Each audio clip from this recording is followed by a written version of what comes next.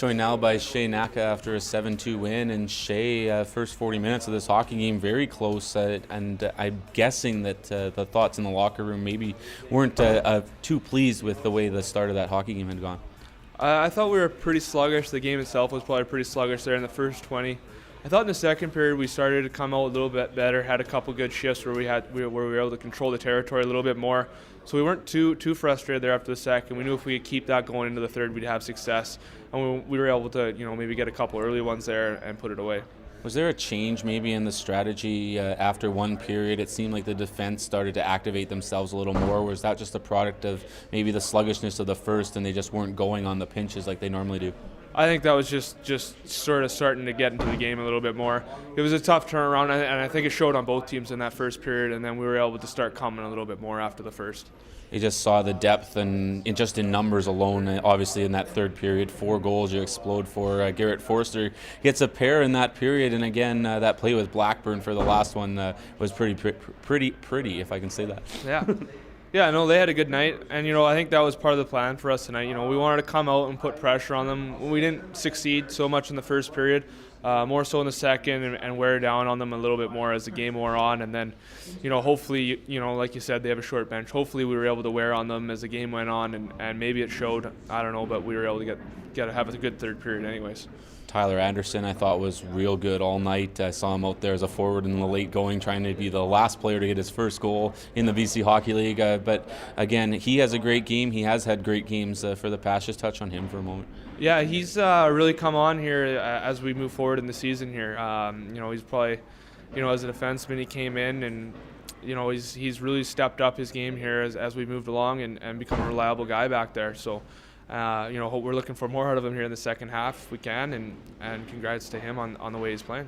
Last season, Kyle Marino changed from a defenseman to a forward. This year, it's Bryan Nelson getting an opportunity up front. He finally gets his first BCHL goal, but I thought even earlier in the hockey game, he had some great chances, but it's good to see him finally get that one.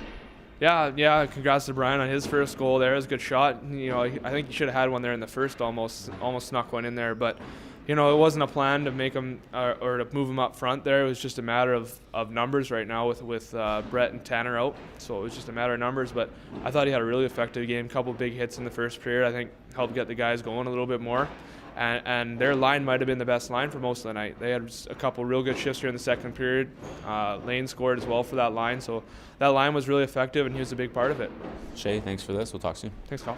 Joined now by Bryan Nelson, and Bryan, story of last season maybe was Kyle Marino moving from defense to forward. Did he give you any advice as you sort of moved up front there, and you obviously, I think, had maybe one of your best hockey games this season up front today?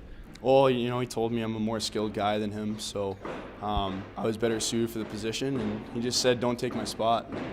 When you look at the play that you had today, a couple great opportunities, one in the first, a nice rush in the second that ends up turning into the Lane Gillis goal. How'd you feel playing out there with Lane Gillis here tonight? Pretty good.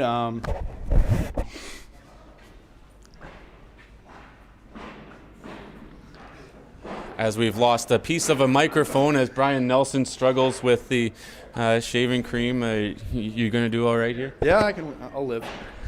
And again, that rush that you had with Lane, again, you just able to fire that one onto the goal, and Lane was there to put it home. Yeah, he drove the net hard there and gave me a point, and I'll take it. I think I shot it off the goalie's mask, and it was just a lucky bounce, and he went to the net hard and put his stick down and found a way. That's what goal scorers do, right? Yeah, exactly, and talk about your goal for a second. Sort of walk us through that. As Chase just said, obviously a pretty good shot by you. Yeah, I just did my best Patrick Kane impression and tried to. I knew he was struggling low glove today, so I just walked around and my eyes are just killing right. But I just walked around, tried to spin and shoot, and shot it right under his glove. Bryan, congratulations again, and go get cleaned up. All right, thank you.